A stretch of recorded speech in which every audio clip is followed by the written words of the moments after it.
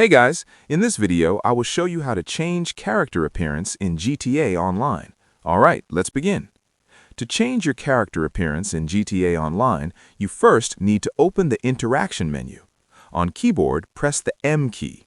If you're using a controller, press and hold the touchpad on PlayStation or the view button on Xbox.